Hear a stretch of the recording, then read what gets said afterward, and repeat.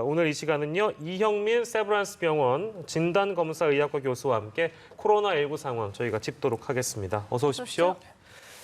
좀 불안합니다. 이 교회 소모임발 N차 감염이 지금 빠르게 확산하고 있는 상황이라서 이 집단 감염 양상을 어떻게 좀 보시는지 먼저 좀 그 진단을 듣고 저희가 자세한 얘기 이어가겠습니다. 예, 좀 주의가 필요한 상황인 거는 맞습니다. 저희가 7월 10일부터 7월 25일까지 국내에서 발생했던 1월 1일 평균 신규 확진자 수는 19.9명 정도였었는데요. 네. 7월 26일부터 8월 8일까지는 12.1명으로 많이 감소했었습니다.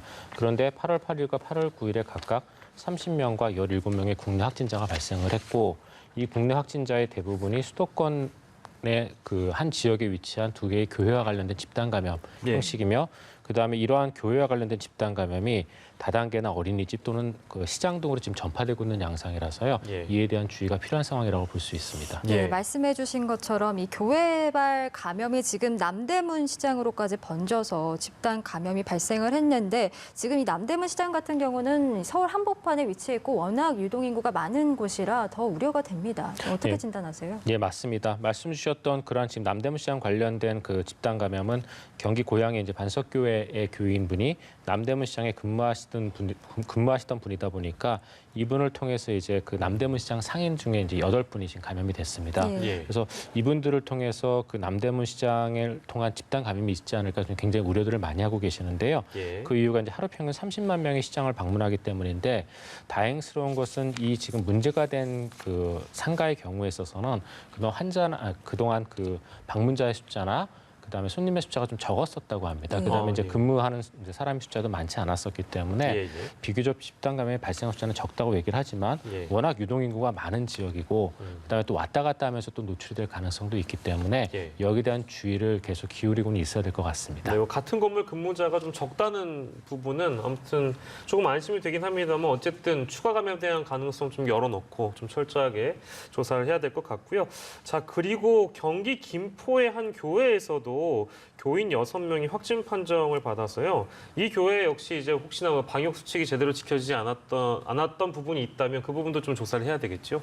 예, 맞습니다. 김포 이제 양천읍의 한 교회에서 신도 6명이 확진을 받았는데요.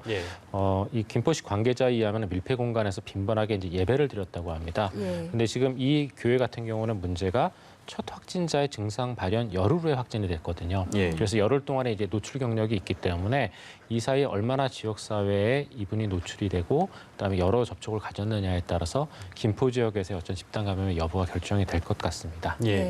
지금 이처럼 잇따른 교회 집단 감염이 이제 지역 사회로까지 번지면서 정부에서는 교회 방역 강화 카드를 다시금 좀 검토하고 있는 모습입니다. 현재 상황에서 이 방역 강화를 하는 것이 필요하다라고 보시는지요? 방역 강화의 경우에 있어서는 저희가 이제 지역별로 지금 하게끔 되어 있습니다. 교회와 관련된 집단 감염 중에 현재 지금 가장 큰 문제가 되고 있는 것은 이제 노래를 부르는 성가대의 문제라던가 또는 그 교회 예배 후에 소모임의 문제, 그 다음에 교회 예배 후 식사하는 문제 같은 것들이 지금까지 어떤 교회 내 집단 감염의 가장 큰 원인으로 생각이 됐었거든요.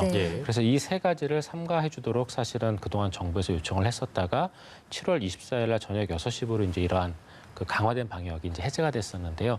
그러고 2주 만에 지금 이런 또 교회발 집단 감염이 나온 것을 봤을 때 교회에서의 어떤 감염 예방에 대한 부분들은 저희가 한 번 더 그 교단 내에서 또는 교회 안에서 되짚어볼 필요가 있지 않을까 싶고요. 그다음에 고양시 같은 경우는 현재 소모임 집합 제한 명령을 이미 발동을 했습니다. 근데 김포 같은 경우도 지금 그 집단 감염이 이미 확인이 됐기 때문에 이런 지역별 그런 그 집합 제한 명령에 대한 부분들은 고려를 해볼 수 있을 것 같습니다. 뭐 이제 물론 상황이 또 달라질 수 있기 때문에 뭐 상황이 더 안 좋아진다면 강화 조치를 제시해야 되는 거 아니냐라는 목소리에 힘이 실릴 수 있는데, 뭐 그걸 전제로 하고 말씀드리면 만약에 시행이 된다면 언제가 좀 적절하다고 보시는지요? 근데 이게 시행이 전국적으로 이제 시행을 할지 여부는 사실은 저희가 고민을 해봐야 되는데요. 왜냐하면은 지금 그 전국적인 그런 강화된 방역 정책을 해제할 때도 특정 지역만 집단 감염이 발생을 했었고 전국적인 상황 자체는 안정적이었기 때문에 그렇습니다. 근데 지금 같은 경우도 현재 고양시와 김포라는 인접한 두 지역에서는 집단 감염이 발생을 했지만 다른 지역의 경우에서는 비교적 안정적으로 보이기 때문에 이걸 전국적으로 발동하기 위해서는 조금 더 상황을 지켜봐야 될 것으로 생각이 됩니다. 알겠습니다. 이런 가운데 이제 기록적인 폭우가 발생하면서 지금 이재민들이 급증하고 있습니다. 이분들이 이제 주로 대피시설에서 지금 공동으로 생활하고 계신데 그러다 보니까 사실상 사회적 거리두기가 어려운 환경이 있습니다.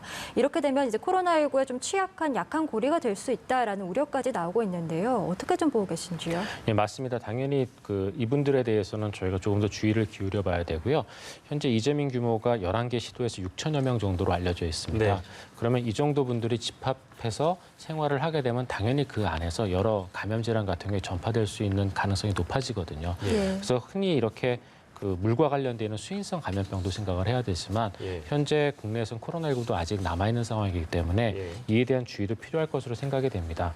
그래서 가급적이면은 임시 거주 시설 내 밀집도를 낮추고 그다음에 환기를 주기적으로 자주 해주는 게 굉장히 중요합니다. 예. 그리고 이재민의 발열 확인 등도 저희가 정기적으로 해야 되고 예. 그다음에 무엇보다 중요한 거는 이재민들께서 굉장히 지금 마음도 안 좋고 하시겠지만 예. 본인들을 잘 추스르시고 조금이라도 몸이 이상하면은 바로 건강관리자나 또는 배치된 의사나 공보의 등에게 본인의 상태를 얘기하시고 예. 빨리 검사를 받고 확인하시는 것이 중요할 것 같습니다. 예, 뭐 지역별로 지금 피해 복구나 보수에도 굉장히 바쁘시겠습니다만 어떻게 보면 지금 말씀해주신 조치라는 게 굉장히 좀 기본적인 조치들이잖아요. 뭐 공간을 좀 나눈다든지 거리를 둔다든지 이런 부분인데 좀 신경을 좀 써주셨으면 좋겠다는 말씀 마지막으로 드리면서요. 국내 상황까지 저희가 좀 짚어봤습니다.